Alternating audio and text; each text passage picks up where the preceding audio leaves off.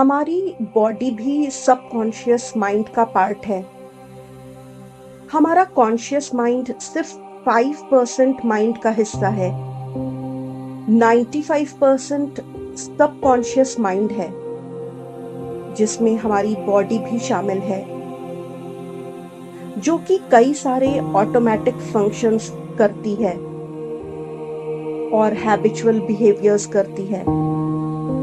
तो ज्यादा पावरफुल क्या हुआ हमारा सबकॉन्शियस माइंड? हमारे लिए ये जानना आसान है कि 5% कॉन्शियस माइंड में क्या चल रहा है, पर 95% सबकॉन्शियस माइंड में क्या हो रहा है ये जानना मुश्किल है। हम जानते हैं कि हमारे कॉन्शियस माइंड में क्या हो रहा है, पर हम नहीं जानते कि हमारे सबकॉन्शियस माइंड में क्या हो रहा है। इसीलिए इसे सबकॉन्शियस कहते हैं। पर घबराइए नहीं, आप अपने कॉन्शियस माइंड को इस्तेमाल करके अपने सबकॉन्शियस माइंड की रीप्रोग्रामिंग कर सकते हैं। जब हम अपने सबकॉन्शियस माइंड को एक क्लियर विजन नहीं देते कि हमें अपने भविष्य में क्या चाहिए, तब तक हमारा सबकॉन्शियस माइंड हमारे पास्ट एक्सपीरियंसेस को डेटा की तरह यूज करके आगे आने वाले भविष्य का निर्माण करता रहता है। और ये सच भी तो है। जब हम एक जैसे विचारों को सोचेंगे, एक जैसे इमोशंस को फील करेंगे, वो भी प्रतिदिन, तो रिजल्ट्स भी तो हमें एक ही तरीके के मिलेंगे। तो पहला काम जो आपको करना है वो ये है कि अपने सबकॉन्शियस माइंड को बताइए कि आप क्या चाहते हैं, क्योंकि आपका सबकॉन्शियस माइंड वही करता है जो वो जानता है। तो अगर आपका सबकॉन्शियस माइंड ये नहीं जानता कि आप भविष्य में क्या चाहते हैं, तो वो क्या बनाएगा? वो तो उसी को दोहराएगा जो वो जानता है, मतलब आपका पास्ट, आपके भूत का अनुभव, और वो फिर वही मिलता जुलता भविष्य तैयार कर देगा।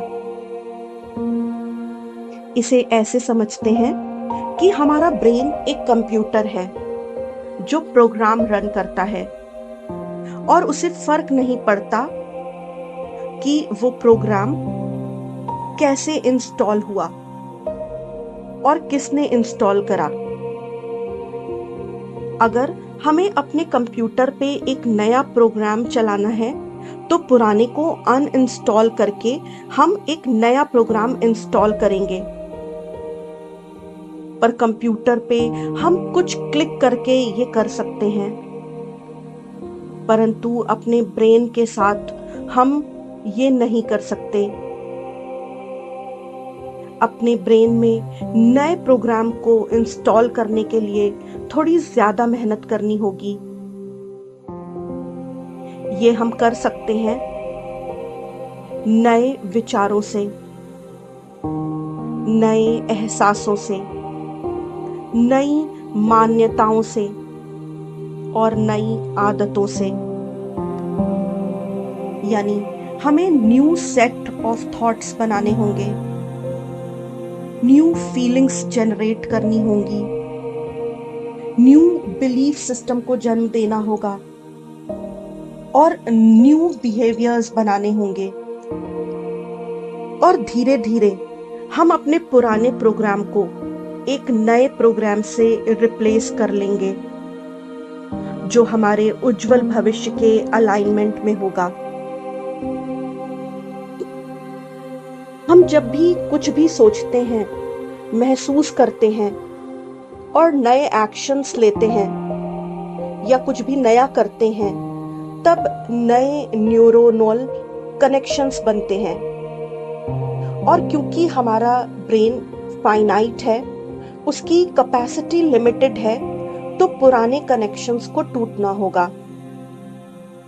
वो पुराने कनेक्शंस टूटते हैं और नए कनेक्शंस बनते हैं। इस तरीके से हमारे ब्रेन में चेंजेस आते हैं और इसे हम न्यूरोप्लास्टिसिटी कहते हैं। और जब हमारा ब्रेन चेंज हो जाता है तब हम भी चेंज हो जाते हैं। अब एक और महत्वपूर्ण बात आती है कि हम अपने सबकॉन्शियस, अपने ब्रेन के सबकॉन्शियस पार्ट से कैसे बात करें। तो अगर हम ये कहते हैं मुझे ये नहीं चाहिए, आई डोंट वॉन्ट दिस, तो सबकॉन्शियस माइंड को कुछ समझ नहीं आएगा, क्योंकि सबकॉन्शियस माइंड को नो, नहीं जैसे शब्द समझ में नहीं आते। जब तक हम ये सोचते हैं हमें क्या नहीं चाहिए, तब तक हम अपनी एनर्जी उसी को देते हैं जो हमें नहीं चाहिए। ये कोई जादुई कॉन्सेप्ट नहीं है, ये साइंटिफिक है। हमारा ब्रेन ऐसे ही वर्क करता है। The brain cells or neurons that fire together wire together, and these connections get stronger and stronger every time we think a thought. हम इन न्यूरल कनेक्शंस को और ज्यादा एनर्जी देते हैं जब हम उन विचारों के बारे में सोचते रहते हैं। इन न्यूरोनल कनेक्शंस को सिनेप्सिस कहते हैं और ये स्ट्रॉन्गर होते चले जाते हैं जब जब हम अपने विचारों को लगातार एक ही तरीके से सोचते रहते हैं। इसलिए बहुत जरूरी है कि हम वो सोचें हम जो चाहते हैं, ना कि उसके बारे में जो हम नहीं चाहते। इसलिए आज ही बैठिए पेन और पेपर को लेकर और सोचिए कि मुझे क्या चाहिए और मेरे लिए क्या अच्छा है और क्यों। तो आपको 3 प्रश्नों के उत्तर लिखने होंगे। पहला, मैं क्या चाहता हूं। दूसरा, मैं वो क्यों चाहता हूं। तीसरा, वो मेरे लिए क्यों अच्छा है।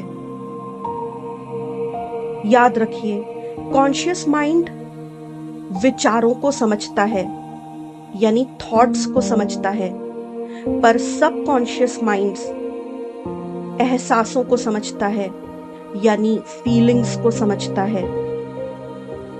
इसलिए ये बहुत जरूरी है कि आप अपने सबकॉन्शियस माइंड को बताएं कि आप क्या फील करना चाहते हैं। क्योंकि किसी चीज या वस्तु को पाना, किसी व्यक्ति के साथ होना और पैसा प्राप्त करना, ये उतना मायने नहीं रखता। मायने रखता है कि पैसा होने से हम कैसा फील करते हैं, उस पर्टिकुलर व्यक्ति के जीवन में होने से हम कैसा फील करते हैं, उस डिजायर्ड जॉब को पाकर हम कैसा फील करते हैं। तो फीलिंग इज द की। अब तीसरी बात आती है कि हमारा कॉन्शियस माइंड कुछ नया करना चाहता है, पर हमारा सबकॉन्शियस माइंड वही करते रहना चाहता है जो फेमिलियर है, जो जाना पहचाना है, जो आसान है। ये जो इनकोहेरेंस है, ये हमें 2 अलग अलग डायरेक्शंस में ले जाती है और हम कोई नया रिजल्ट नहीं क्रिएट कर पाते। पर एक बार हमारे विचार, एहसास और कर्म, यानी थॉट्स, फीलिंग्स और एक्शंस अलाइनमेंट में आ जाते हैं, तब कोई हमें नहीं रोक सकता। इसलिए ये जानना बहुत जरूरी है, क्या चाहिए और क्यों चाहिए। उदाहरण के तौर पर, पैसा चाहिए, क्यों चाहिए? आपका जवाब हो सकता है, मैं फाइनेंशियली इंडिपेंडेंट फील करना चाहता हूं। अच्छा स्वास्थ्य चाहिए। क्यों चाहिए? क्योंकि मैं सशक्त फील करना चाहता हूं। मैं ट्रैवल करना चाहता हूं। मैं अच्छी हेल्थ के साथ अपने गोल्स को अचीव करना चाहता हूं। दूसरों की मदद मैं तभी कर पाऊंगा जब मैं खुद एक अच्छी हेल्थ में होऊंगा। अच्छे रिश्ते क्यों चाहिए? क्योंकि मैं रिश्तों में लव्ड और सपोर्टेड फील करना चाहता हूं। मैं अपने रिश्तों में प्यार देना चाहता हूं, सपोर्ट देना चाहता हूं। अच्छा करियर चाहिए।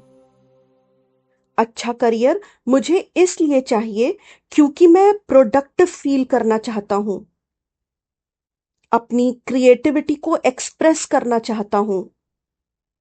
अपने करियर के द्वारा लोगों की हेल्प करना चाहता हूं। तो इस तरह आप अपने कॉन्शियस माइंड को बताएंगे कि आप क्या चाहते हैं और अपने सबकॉन्शियस माइंड को बताएंगे कि उस चीज को प्राप्त करके आप कैसा फील करेंगे। अब आखिरी बात आती है कैसे। तो कैसे सोचना आपका काम नहीं है। बस आप कर्म करिए। आपका सबकॉन्शियस माइंड, आपके ईश्वर, यूनिवर्स आपको गाइड करेंगे।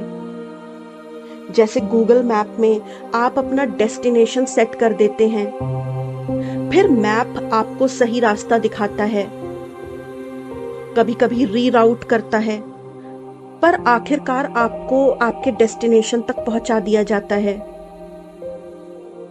वैसे ही आप अपना गोल सेट करिए। अपने कॉन्शियस और सबकॉन्शियस माइंड को बताइए कि आपका गोल क्या है और उस गोल की तरफ अपना एक एक कदम बढ़ाइए। मार्ग आपको स्वयं दिखाया जाएगा। आप सबका मंगल हो। हार्दिक शुभेच्छा।